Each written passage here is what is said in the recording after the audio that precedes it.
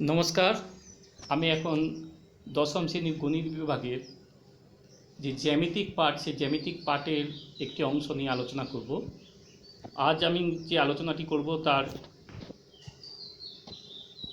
বিষয়টি হচ্ছে পার্ট একক, বৃত্ত সংক্রান্ত উপপাদ্য। মানে আমাদের জ্যামিতির যে প্রথম অধ্যায়টি আছে সেই অধ্যায়টি নিয়ে আমি এখন আলোচনা করব। প্রিয় ছাত্রছাত্রীরা, তোমরা মন দিয়ে শোনো, আশা করি তোমাদের কাজে লাগবে। আমি সীতানাথ সেন, শিক্ষক, দেওপাড়া চম্পামণি উচ্চ বিদ্যালয়, বাঁকুড়া। এখন আমি বৃত্ত সংক্রান্ত উপপাদ্য বিষয়টি নিয়ে আলোচনা করছি।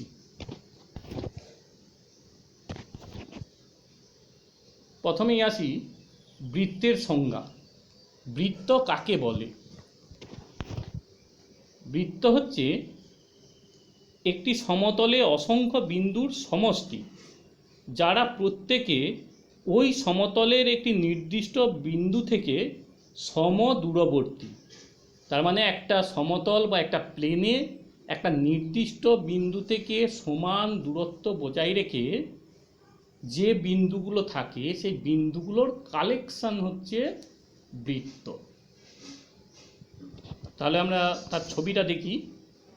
এইখানে দেখো যে নির্দিষ্ট বিন্দুটির কথা বলা হচ্ছে, সেই নির্দিষ্ট বিন্দুটি হলো ও বিন্দু, এবং যে সম দূরত্ব বজায় রেখে বিন্দুগুলো, মানে ওই যে আমাদের গোলাকার যে অংশটি রয়েছে, সেই গোলাকার যে অংশটির যে বিন্দুগুলি, যার দূরত্বটা নির্দিষ্ট দূরত্ব হচ্ছে ও এ, এই নির্দিষ্ট বিন্দুটা মানে ও বিন্দুটাকে বলা হয় কেন্দ্র, আর ও এ যেটা, এই দৈর্ঘ্যটাকে বলা হয় ওই বৃত্তটার ব্যাসার্ধ। ঠিক আছে, তোমরা তাহলে বুঝতে পারলে যে বৃত্ত কাকে বলে, বৃত্তের কেন্দ্র কোনটা, ব্যাসার্ধ কোনটা। এখন আসি বৃত্তের জ্যা কাকে বলে। বৃত্তের জ্যা হচ্ছে বৃত্তের উপরিস্থিত যে কোনো দুটি বিন্দুর সংযোজক সরলরেখাংশকে জ্যা বলে। একটা বৃত্ত,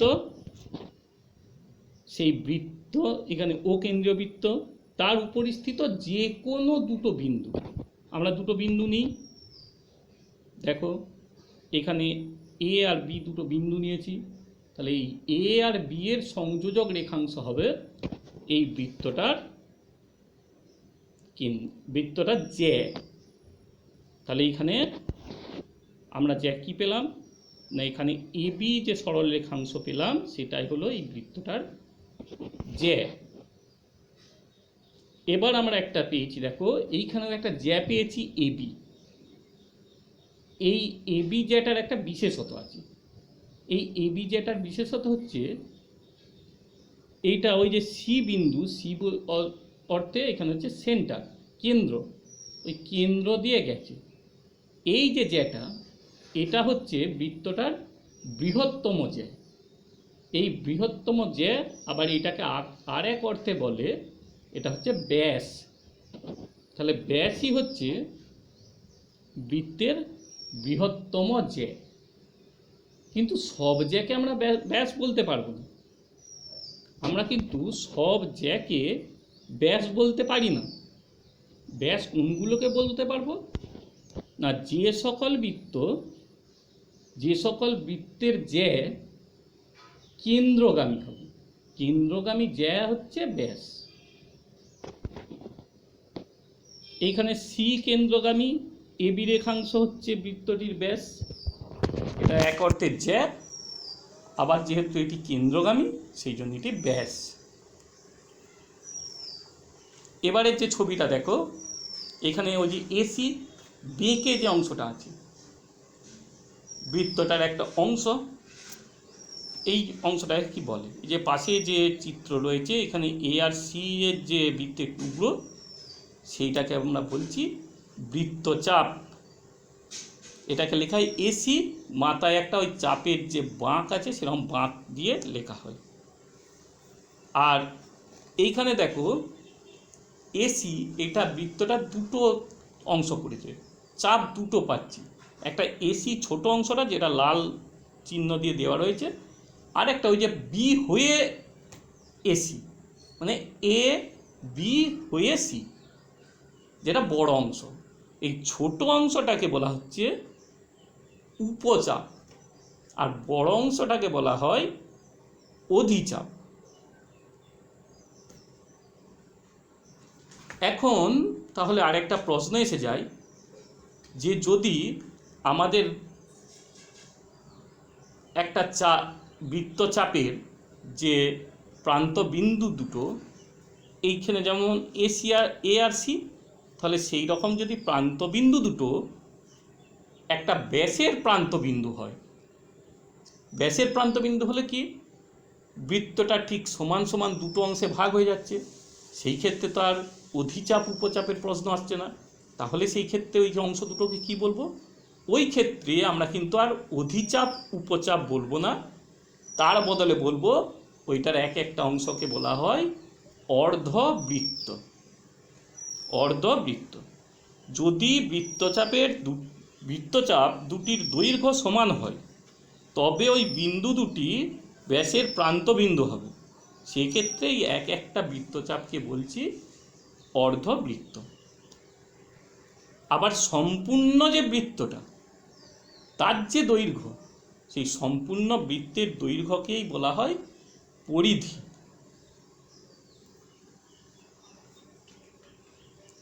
এবার আসি বৃত্তাংশ কাকে বলে। আমরা বুঝতে পারছি বৃত্তের অংশ, সেই ক্ষেত্রে সংজ্ঞা কি বলছে না, কোনো বৃত্তের একটি জ্যা ও একটি চাপ, একটি জ্যা আর একটি চাপ দুটোতে মিলে যে গঠিত ক্ষেত্র তাকে বলছি বৃত্তাংশ। পাশের যে ছবিটা আছে সেইখানে দেখো একটা জ্যা আর চাপ মিলে যে সবুজ যে ক্ষেত্রটা তৈরি হয়েছে, ওই ক্ষেত্রটা, এই ক্ষেত্রটাকে বলছি বৃত্তাংশ। এখন আবার দেখো এইরকম একটা জ্যা কিন্তু দুটো অংশ ভাগ করে দিয়েছে, একটা বড় অংশ আর একটা ছোট অংশ। সেই দুটো অংশকে তাহলে কি বলছে? সেই দুটো একই রকমভাবে বড় অংশটাকে বলছি, মানে যেটা সাদা অংশটা আছে দেখো, সেইটাকে বলা হচ্ছে অধিবৃত্তাংশ, আর ছোট যে সবুজ অংশটা সেইটাকে বলা হয় উপবৃত্তাংশ। এবার আসি বৃত্তকলা কাকে বলে। বৃত্তকলা সম্বন্ধে তোমাদের একটা আগেই ধারণা আছে, ক্লাস 8-এর তোমরা যখন পাই চিত্র আঁকতে গিয়েছিলে, সেই পাই চিত্র আঁকতে গিয়ে যে বিভিন্ন তথ্যগুলো দেওয়া থাকতো, সেই তথ্যগুলো থেকে তোমরা একটা করে কোণ বের করতে, সেই কোণগুলো মেপে মেপে মোট 360 ডিগ্রি বৃত্তকলাতে বিভিন্ন বিভিন্ন রং করে আমাদের পাই চিত্র আঁকতে হতো। সেইখানেই বৃত্তকলার ধারণা পেয়েছো। সেই বৃত্তকলা কাকে বলে এখানে আমরা একটু সাজিয়ে তার যে সংজ্ঞা সেটা কি পাই দেখি না, কোনো বৃত্তের দুটি ব্যাসার্ধ ও একটি বৃত্তচাপ দ্বারা গঠিত ক্ষেত্রকে বৃত্তকলা বলা হয়। ওই যে গোলাপি রঙের অংশটা দেখো, তার যে পরিধি বরাবর যেটা বৃত্তচাপ সেটা একটু সামান্য অংশ রয়েছে আর দুটো ব্যাসার্ধ আছে, সেই অংশটা মিলে যে অনেকটা ত্রিভুজের মতো যে অংশটা তৈরি হয়েছে এইটাই হচ্ছে বৃত্তকলা।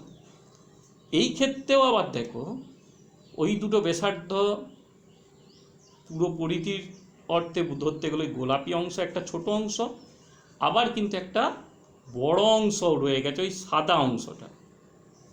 দুটোই বৃত্তকলা, একটাকে বলা হচ্ছে ছোট বৃত্তকলা আর একটাকে বলা হচ্ছে বড় বৃত্তকলা।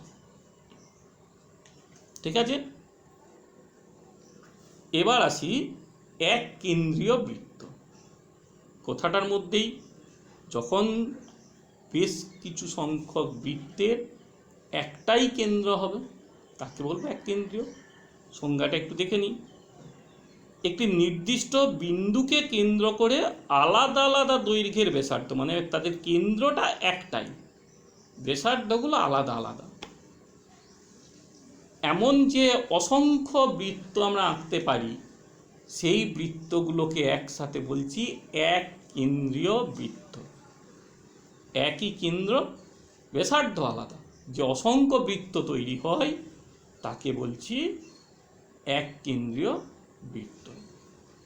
পাশের ছবিটা লক্ষ্য করো, বেগুনি, সবুজ, হলুদ, আকাশি, এমন অনেকগুলি বৃত্ত রয়েছে, কিন্তু তাদের মাঝখানে কেন্দ্রটা একটাই। এই বৃত্তগুলোকে বলা হচ্ছে এক কেন্দ্রীয় বৃত্ত। এবার আসি সর্বসম বৃত্ত। আমরা ত্রিভুজ সর্বসম পড়েছি। ত্রিভুজ সর্বসম আমরা যদি মোটা কথায় বলি, ত্রিভুজ সর্বসম মানে হচ্ছে দুটো ত্রিভুজ হুবহু দেখতে এক, হুবহু দেখতে এক, সেগুলোকে সর্বসম। যেমন যমজ ছেলে হয়, সেই যমজ ছেলে অনেক ক্ষেত্রেই দেখা যায় তাদের দুজনকে আলাদা করে চিনতে পারা যায় না। তাদের যেমন হাইট, যেমন চেহারা, যেমন রং, যেমন দেখতে, যেন সেই রকম, সেই হলো সর্বসম। সর্বসম, সব দিক থেকে সমান থাকা। ত্রিভুজের ক্ষেত্রেও তাই, তিনটে বাহু সমান হলে হতে পারে, দুটো বাহু তাদের অন্তর্ভুক্ত কোণ সমান হলে হতে পারে।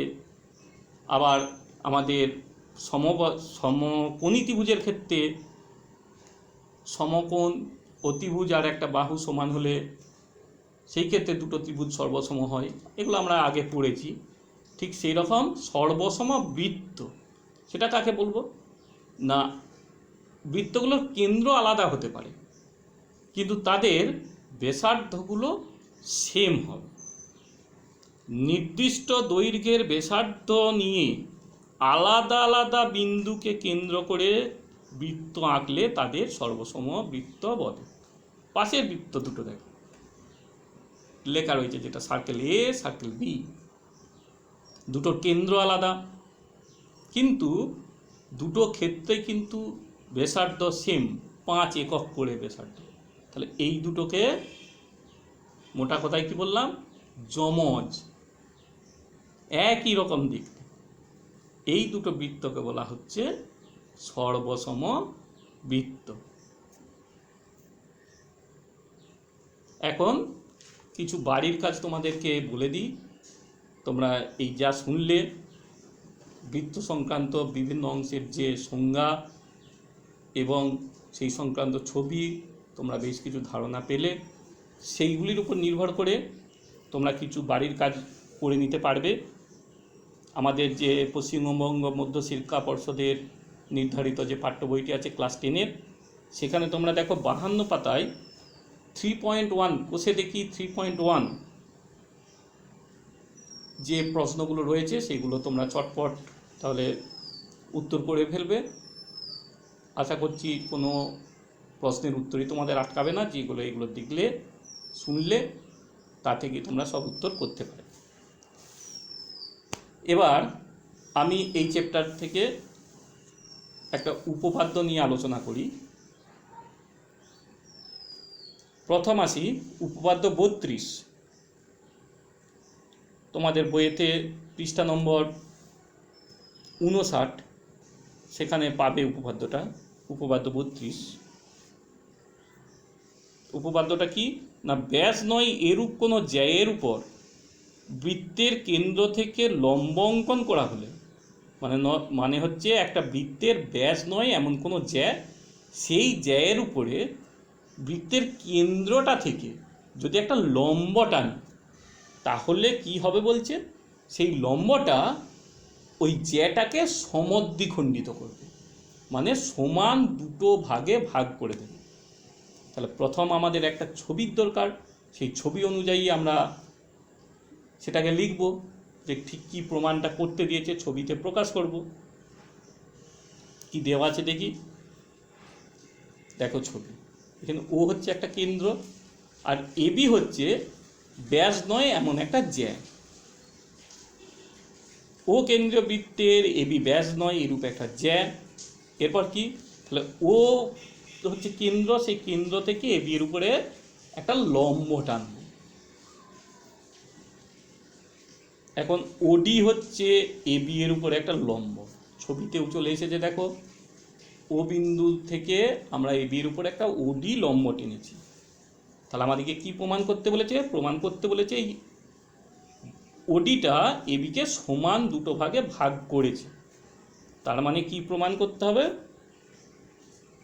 প্রমাণ করতে হবে যে ওডি এবিকে সমদ্বিখণ্ডিত করেছে, মানে এডি সমান ডিবি প্রমাণ করতে বলেছি। এডি আর ডিবি সমান প্রমাণ করতে বলেছি। এখন দেখো এই সমান প্রমাণ করতে গেলে কিভাবে প্রমাণ করলে আমাদের সুবিধে হয়, কিভাবে আমরা আগাবো প্রমাণটা করতে। আমাদের তো একটা রাস্তা চাই, কোন রাস্তায় আগালে আমরা প্রমাণটা করতে পারবো। এখন আমি তোমাদের একটু ধরিয়ে দিই। ধরিয়ে দেওয়া বলতে এইখানে দেখো, আমরা যদি দুটো ত্রিভুজ পেয়ে যাই, কিছু একটা এঁকে যদি দুটো ত্রিভুজ তৈরি করতে পারি, সেই ত্রিভুজ দুটোকে যদি সর্বসম প্রমাণ করতে পারি, তাহলে সেই সর্বসম ত্রিভুজ থেকে অনুরূপ অংশ হিসেবে আমরা এডি আর ডিবিকে কিন্তু সমান করতে পারব।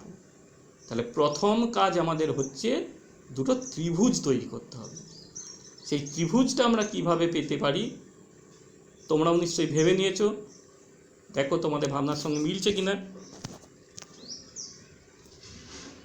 আমরা অঙ্কন কি করছি না, ও এ আর ও বি আমরা যোগ করে দিচ্ছি। যোগ হয়ে গেল, ও এ আর ও বি আমরা যোগ করে দিলাম। এখন দুটো ত্রিভুজ আমরা পরিষ্কার পেয়ে গেছি, ও এ ডি আর ও বি ডি। এই দুটো ত্রিভুজকে আমরা সর্বসম করবার চেষ্টা করি। প্রমাণ শুরু করছি।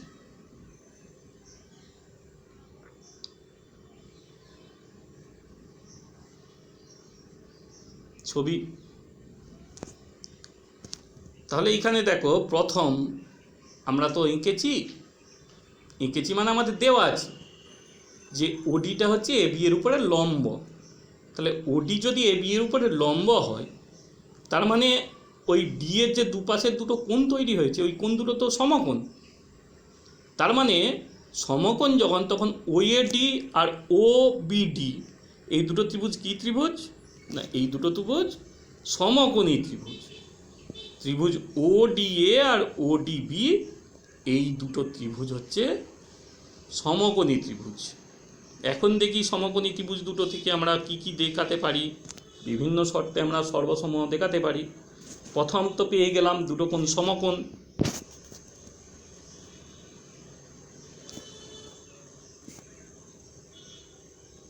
ও ডি এ আর ও ডি বি এরা দুজনেই যেহেতু সমকোণ, তাহলে আমরা তার থেকে সমান বলতে পারছি, সমকোণ হয়ে গেল। দ্বিতীয় কি পেতে পারি? দ্বিতীয় পেতে পারি, দেখো ও এ আর ও বি যোগ করেছিলাম, এরা বৃত্তটার কি, এরা দুটোই হচ্ছে বৃত্তটার ব্যাসার্ধ। আর ব্যাসার্ধ তো আমরা করেছি যে বৃত্তের প্রত্যেকটা বিন্দুই ওই কেন্দ্র থেকে সমদূরবর্তী, তার মানে ব্যাসার্ধ সবসময় সমান। তাহলে ও এ সমান ও বি, এরা কিন্তু ত্রিভুজ দুটোর অতিভুজ। সমকোণের বিপরীত বাহু তাকে অতিভুজ বলে, এরা অতিভুজ। এরা দুজন সমান। কেন সমান না, এরা দুজনেই হচ্ছে ও কেন্দ্রীয় বৃত্তটার ব্যাসার্ধ বলে। আর কি পাচ্ছি? আর খুব সহজে পাচ্ছি, ওডি হচ্ছে দুজনেরই সাধারণ বাহু। তাহলে আমরা এখান থেকে তিনটে শর্ত পেয়ে গেলাম। সমকোণ সমান পেলাম, অতিভুজ দুটো সমান পেলাম, আরও একটা বাহু সাধারণ বাহু পেয়ে গেলাম। তাহলে তার থেকে আমরা বলতে পারছি ত্রিভুজ দুটো সর্বসম। এটা কি শর্তে না, এই শর্তটাকে বলা হয় আর এইচ এস। আর হচ্ছে সমকোণ, এইচ হচ্ছে অতিভুজ, এস হচ্ছে একটা বাহু। এই তিনটে সমান দেখানো শর্তে আর এইচ এস শর্তে আমরা এই দুটো ত্রিভুজকে সর্বসম বলতে পারছি। আর সর্বসম ত্রিভুজ যখনই প্রমাণ করলাম, আমরা বলে দিতে পারছি এডি সমান ডিবি। এটা হচ্ছে দুটো সর্বসম ত্রিভুজের অনুরূপ অংশ, তাই এরা দুজন সমান। ব্যাস, আমাদের উপপাদ্য প্রমাণ হয়ে গেল। এখন এই উপপাদ্যটা প্রমাণের সাথে সাথে ঠিক উল্টো উপপাদ্য একটা হয়, সেটাও আমি একই সাথে প্রমাণটা দেখাই তোমাদের। এর উল্টোটা কি হবে? আমরা এর আগেরটা যেটা পড়লাম সেটা হচ্ছে যে কেন্দ্র থেকে যদি জ্যার উপরে লম্বটা নিই তাহলে সমদ্বিখণ্ডিত হবে। এর উল্টো কথাটা কি, যে কেন্দ্র থেকে জ্যাকে যদি একটা সরল রেখা এসে সমদ্বিখণ্ডিত করে তাহলে সেই সরল রেখাটা জ্যার উপরে লম্ব হবে। ব্যাস নয়, এরূপ কোনো জ্যাকে যদি বৃত্তের কেন্দ্রগামী সরলরেখা সমদ্বিখণ্ডিত করে তাহলে ওই সরলরেখা ওই জ্যায়ের উপরে লম্ব হবে। আমি যেটা বলছিলাম ঠিক আগের উপপাদ্যটার উল্টোটা। আগেরটাতে লম্ব দেওয়া ছিল, সমদ্বিখণ্ডিত প্রমাণ করতে হচ্ছিল, এইটাতে সমদ্বিখণ্ডিত করেছে বলা আছে, লম্ব হবে বলে প্রমাণ করতে হবে। তাহলে আমরা নাম দিয়ে, ছবি এঁকে নাম দিয়ে লিখি, দেখি কি হয়। ছবি এখানে আমরা পেয়ে যাচ্ছি ও কেন্দ্রে একটা বৃত্ত যার এবি হচ্ছে ব্যাস নয় এরূপ একটা জ্যা এবি। এখন কি ও থেকে একটা লাইন টানবো যেটা এবিকে সমদ্বিখণ্ডিত করলো।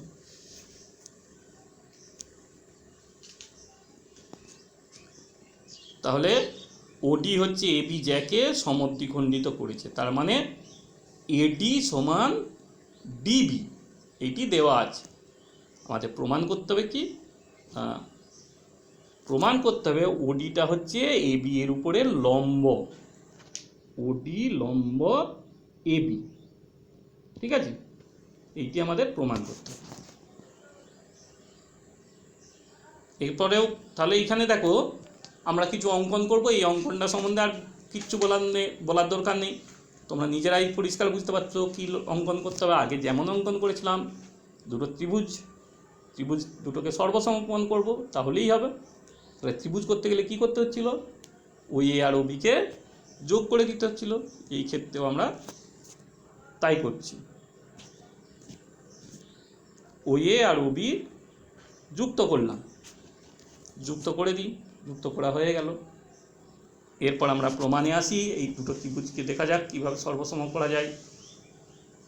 ওই ক্ষেত্রে যেমন লম্ব বলে দেওয়া ছিল, এই ক্ষেত্রে সেটা পাচ্ছি না, তার বদলে পেয়ে যাচ্ছি এডি আর ডিবি সমান, সেইটা কাজে লাগাবো। তাহলে প্রমাণ, ছবি চলে এলো। এরপর তাহলে প্রমাণ করি। তাহলে ওডিএ আর ওডিবি এই দুটো ত্রিভুজে কি পাচ্ছি, প্রথম পাচ্ছি যেটা দেওয়া আছে ও এ আর ওবি, এরা দুজনেই বৃত্তের ব্যাসার্ধ, আগে পেয়েছি আগেরটাতেও, এখানেও তাই, বৃত্তের ব্যাসার্ধ মানে তারা সমান হবে। দু নম্বরে কি পাচ্ছি, এডি সমান ডিবি দেওয়া আছে প্রদত্ত, শর্তটাই দেওয়া আছে তাই যে ও যে কেন্দ্র সে ও বিন্দুগামী সরলরেখাটা এবিকে সমদ্বিখণ্ডিত করেছে, তার মানেই হচ্ছে এডি আর ডিবি সমান। আর ওডি সাধারণ বাহু, তাহলে তিনটে বাহু মানে তিন জোড়া বাহু আমরা সমান দেখাতে পারছি ত্রিভুজ দুটোর, এস এস এস বাহু বাহু বাহু, এই শর্তে আমরা বলতে পারছি কি ত্রিভুজ দুটো সর্বসম। ওডিএ এবং ওডিবি সর্বসম ত্রিভুজ পেয়ে গেলাম। তাহলে সর্বসম ত্রিভুজ পেয়ে গেলাম মানেই আমরা বলতে পারবো এর যে অনুরূপ অংশ কোণ ওডিএ এবং ওডিবি এই দুটো কোণ সমান। এখন দেখো এই কোণ দুটো কিভাবে তৈরি হয়েছে। এই কোণ দুটো তৈরি হয়েছে এবি রেখাংশের উপরে ওডি রেখাংশ দণ্ডায়মান হওয়ার ফলে। একটা সরলরেখার উপরে আর একটা সরলরেখা দণ্ডায়মান, এবং তার ফলে যে দুটো সন্নিহিত কোণ তৈরি হয়েছে তারা দুজন হয়ে যাচ্ছে সমান। এখন একটা সরলরেখার উপরে কোণ তৈরি হয় 180 ডিগ্রি, তাহলে তাকে সমান দুভাগ করা মানে 90 ডিগ্রি আর 90 ডিগ্রি। দুদিকে 90 ডিগ্রি মানে কি হয়ে গেল?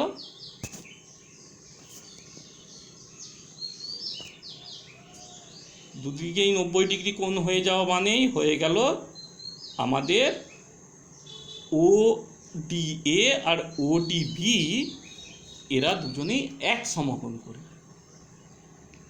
আর সন্নিহিত কোণ দুটো এক সমকোণ মানেই আমরা পরিষ্কার বলে দিতে পারি এটা হচ্ছে ODটা AB এর উপরে লম্ব। ব্যাস, আমাদের এই উপপাদ্যটিও প্রমাণ হয়ে গেল। আশা করি এই অধ্যায়টির যে প্রয়োজনীয় অংশ সেগুলো তোমাদের সামনে তুলে ধরলাম, আলোচনা করলাম। এগুলো নিশ্চয়ই তোমাদের কাজে লাগবে এবং কাজে লাগলে আমার খুব ভালো লাগবে। যাই হোক, তোমাদের এখন কাজ হচ্ছে তোমরা তোমাদের যে পাঠ্য বই সেই পাঠ্য বইটি খুব ভালো করে পড়বে এবং তারপরে এই চ্যাপ্টারের যে অনুশীলনীর অঙ্ক সেই অনুশীলনীর অঙ্কগুলি তোমরা করবার চেষ্টা করো। আশা করি সমাধান করতে পারবে। যাই হোক, আজ এই যে বৃত্ত সংক্রান্ত উপপাদ্য এই চ্যাপ্টারটি আলোচনা আমি এখানেই শেষ করছি। সবাইকেই ধন্যবাদ জানিয়ে আমার আজকের আলোচনা এখানেই শেষ হলো।